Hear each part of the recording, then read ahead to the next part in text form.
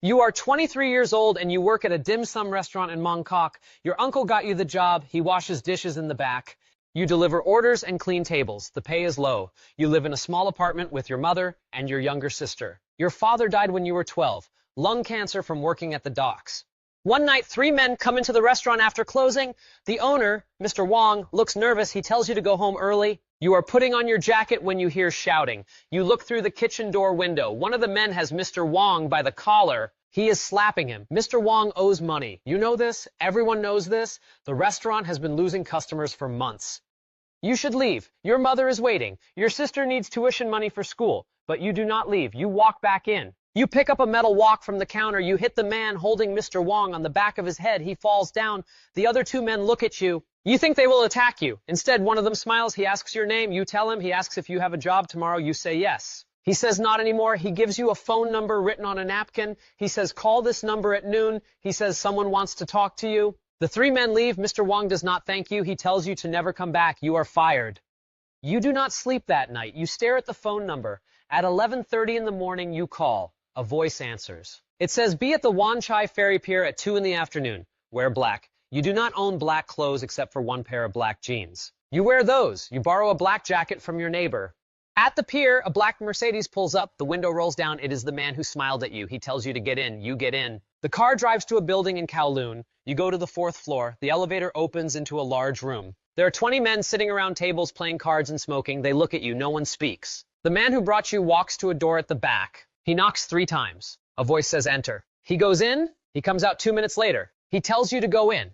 You enter. The room is small. There is a desk. Behind the desk sits a man in his 50s. He does not look up. He asks why you hit his man. You say the man was hurting Mr. Wong. He asks if you know Mr. Wong. You say you worked for him. He asks if Mr. Wong is family. You say no. He asks why you care then. You do not have a good answer. You say it was not right. He says you are stupid. He says stupid men die fast. He says you have 2 choices. Leave now and never come back, or stay and work for him. The work is dangerous. The pay is good. You will not be delivering dim sum. You think about your mother. She works cleaning offices at night. Her knees hurt. She is 55. You think about your sister. She is smart. She could go to university. You need money. You say you will stay. The man nods. He writes a number on paper. He says, this is your first month's salary. It is more than you made in 6 months at the restaurant. He says, you start tonight. He says, the man you hit will train you. His name is Brother Kwan. He says, if you fail once. There is no second chance. You understand? You take the money. You leave the room. Brother Kwan is waiting outside. He has a bandage on his head where you hit him. He does not look angry. He looks at you like you are a new tool he needs to test. Brother Kwan drives you to a warehouse in the new territories. The warehouse is empty except for a metal chair in the center. Brother Kwan tells you to sit. You sit. He ties your hands behind the chair. You do not resist. He says this will hurt. He says if you scream, you fail. If you cry, you fail. If you pass out, you fail. You must stay awake and silent for 10 minutes. He starts hitting you. Not the face, the body, the stomach, the ribs, the places that bruise but do not show. The first hit takes your breath away. You want to double over, but you cannot because you are tied. You count the hits. At hit number 15, you vomit. Brother Kwan stops. He waits. He hits you again. You do not scream. You think about your mother finding your body. You think about your sister crying. You will not let that happen. You take the hits. At minute 8, your vision goes gray. You bite your tongue. The pain keeps you awake. At minute 10, Brother Kwan stops. He unties you. You fall to the floor. He steps over you. He says you passed the first test. He says there are 4 more. The second test is the oath. They take you to a temple in the hills. It is 3 in the morning. There are 12 men there. They wear black robes. They have covered their faces. You cannot see who they are. One of them reads from a paper. They talk about what happens to traitors. The punishment is death. Not quick death, slow death. They hand you a bowl. It contains wine mixed with your own blood. They cut your finger to get the blood. You drink the bowl. It tastes like metal and alcohol. You repeat the words the reader says. You swear loyalty to the brotherhood. The third test is the fight. They bring in another new recruit. He is bigger than you, older. He has been in street fights before. You can tell by how he stands. Brother Kwan says only one of you will continue. The other will go home. The big man attacks first. He swings wild. You duck. You hit him in the throat. He chokes. You hit his knee. He falls. You kick his head. He stops moving. You think you killed him. Brother Kwan checks the man. He is breathing. Brother Kwan says you continue. The other man is carried out. You do not see him again. The fourth test is the task. They give you an address. A man lives there. He owes the Triad $50,000. He has not paid in 3 months. You must collect. Brother Kwan drives you there. He waits in the car. He says, this is your job now. He will not help. You go to the door. It is an apartment on the 6th floor. A woman opens. She is old. She is the man's mother. You ask for her son. She says he is not home. You push past her. You search the apartment. 2 rooms, 1 bathroom. He is hiding in the closet. You pull him out. He is thin. He is shaking. He says he has no money. He says, please. He says his mother is sick. You look at the old woman. She is crying. You remember your mother. You tell the man he has 1 week. You tell him if he runs, you will find him. He is crying now too. You leave. You tell Brother Kwan the debt will be paid in 1 week.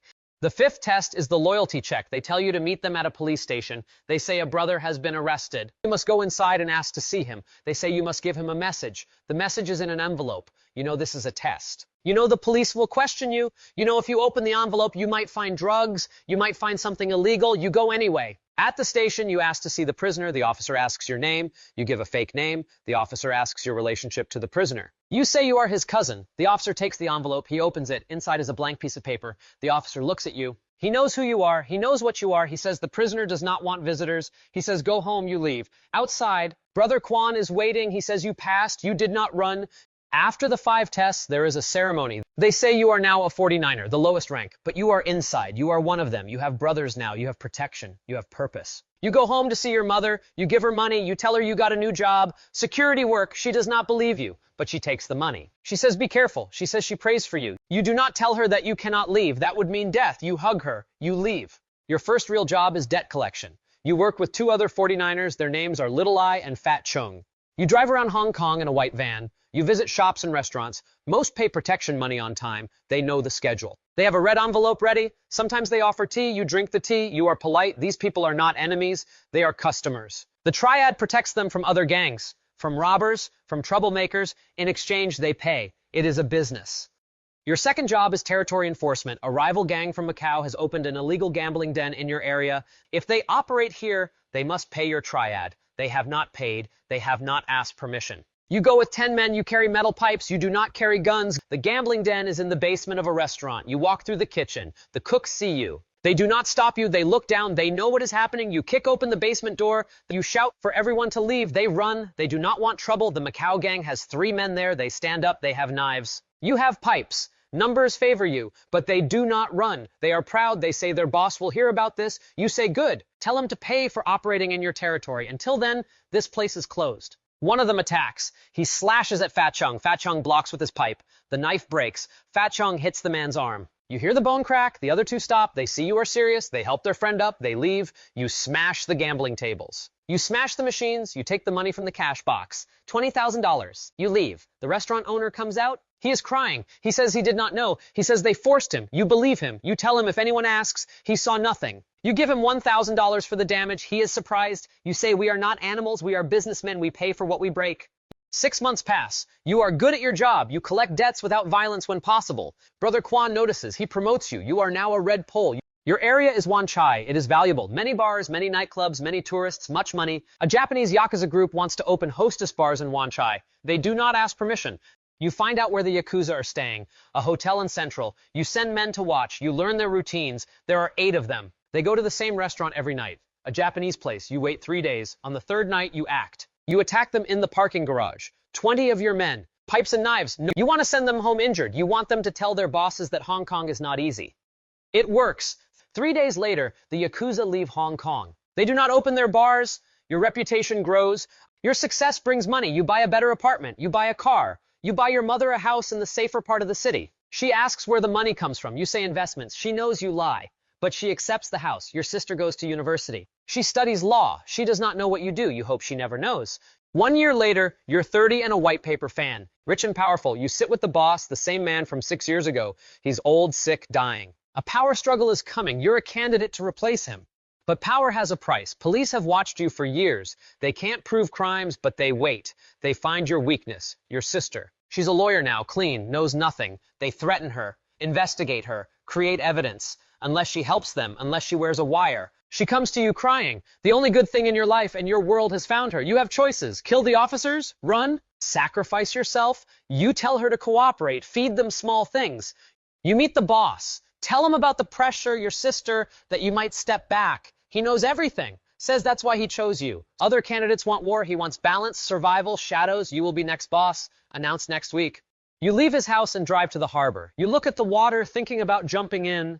You become the new Dragonhead, a public ceremony. On the surface, you're a respected businessman. Underneath, the violence never stops. Your mother dies. At her funeral, you cry. She was the last person who knew you before all this. Years pass. You're rich. Properties overseas. The Triad is your identity. Without it, you are nothing. You know the end is coming. The police build a case for 5 years. One Tuesday, they arrest you in your office. Racketeering, murder, money laundering. Your own men testify. You stay silent. The trial is quick, life in prison, no parole. You die at 82, quietly. Your funeral is small. Your sister forgives you. They bury you overlooking the harbor. The city moves on. Another hungry boy steps forward. The cycle never ends.